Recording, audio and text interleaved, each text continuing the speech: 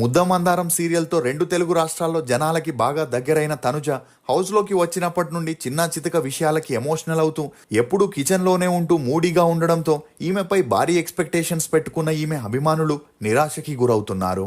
అయినా కూడా ఈ షోలో చెప్పుకునే కంటెస్టెంట్లు లేకపోవడంతో మరో సగం మంది తనుజాకే సపోర్ట్ చేస్తూ ఆమె నామినేషన్లోకి వచ్చినప్పుడల్లా ఓట్లేసి తనని సేవ్ చేస్తున్నారు.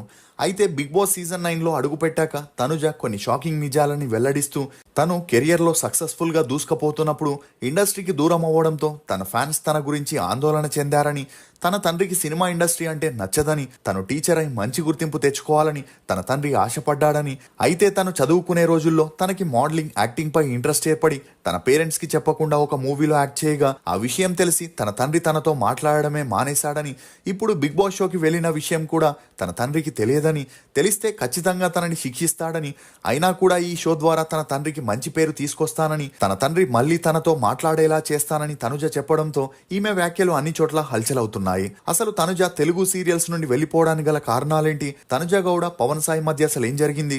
తనుజ ఇప్పుడు డేట్ చేస్తున్న ఆ వ్యక్తి ఎవరు? పవన్ సాయి తన భార్య నుండి విడాకులు తీసుకోవడానికి తనుజనే కారణమా? తనుజ బిగ్ బాస్ లోకి వెళ్లడం వెనుకున్న రహస్యం ఏంటి అనే నమ్మలేని నిజాల్ని ఈ వీడియోలో చెప్పడానికి నేను ప్రయత్నిస్తాను.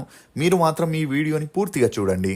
ఇక వివరాల్లోకి వెళితే తనుజ గౌడ తండ్రి పుట్టస్వామి గౌడ ఒక టిఫిన్ కొట్టుని రన్ చేస్తూ తన ముగ్గురు ఆడపిల్లల్ని పోషించగా అందులో రెండో అమ్మాయే తనుజ. ఇదిలా ఉంటే తనుజ చదువుల్లో అంతంత మాత్రమే ఉండడంతో చిన్నప్పటి నుండి సినిమాల్లో యాక్ట్ చేయాలని, పెద్ద హీరోయిన్ అవ్వాలనుకునేది.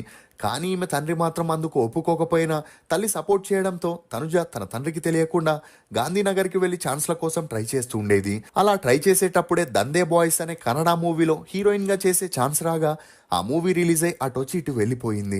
అయినా కూడా 6-5 = 2 అనే మరో మూవీలో చేయగా ఆ మూవీ కూడా రిలీజ్ అయి ఫ్లాప్ అయింది. అలా 5కి పైగా లో బడ్జెట్ మూవీస్లో యాక్ట్ చేసిన ఎటువంటి ప్రయోజనం లేకపోగా ఒక స్టేజ్లో తనుజకి కన్నడలో ఛాన్సులు పూర్తిగా తగ్గిపోయాయి. దీంతో సీరియల్స్లోనైనా తన అదృష్టాన్ని పరీక్షించుకోవాలని ట్రై చేయగా కన్నడలో కాంపిటీషన్ ఎక్కువగా ఉండటం మరియు పేమెంట్స్ కూడా చాలా తక్కువగా ఇవ్వడంతో తెలుగులో ట్రై చేయాలనుకుంది. అలా ముద్దమందారం సీరియల్ టీం బెంగళూరులోని అమ్మాయిల కోసం వెతుకుతున్న సమయంలో ఆర్టిస్ట్ కోఆర్డినేటర్ ద్వారా తనుజ పిక్స్ని చూసి ఇంప్రెస్ అయిన డైరెక్టర్ చిరంజీవి ఆమెను నేరుగా కలవడం, అలా తనుజ వారి టర్మ్స్ అండ్ కండిషన్స్కి కూడా ఓకే చెప్పడంతో ఇమీడియట్గా తనని హీరోయిన్గా ఫిక్స్ చేశారు. ఇదిలా ఉంటే ఈ షూట్ జరిగేటప్పుడు పవన్కి తనుజకి మంచి పరిచయం పెరిగి ఆ పరిచయం కాస్త నిదానంగా స్నేహంగా మారి వీరిద్దరూ కలిసి క్యాష్,